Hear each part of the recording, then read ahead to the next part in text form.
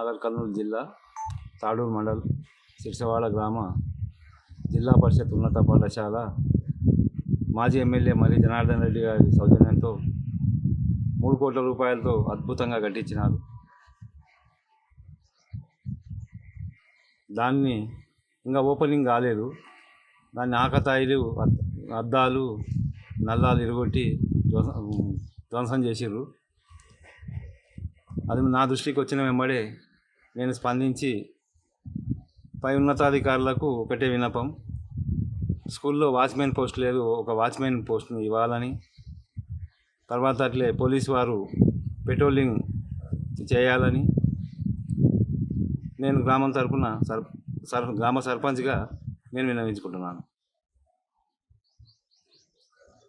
అలాగే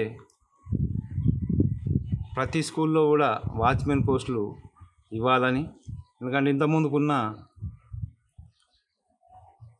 వాచ్మెన్లు వాళ్ళ రిటైర్మెంట్ తర్వాత మళ్ళీ తీసుకునేది లేదు కనుక మీరు వాళ్ళు స్పందించి వాళ్ళు కూడా 30 సంవత్సరాలు చేస్తే వాళ్ళకు పర్మనెంట్గా నియమనం అయింది, వాళ్ళకి ఏ ఆధారం లేదంట. వాళ్ళు కూడా నాతో ఇంతకుముందు చెప్పినారు.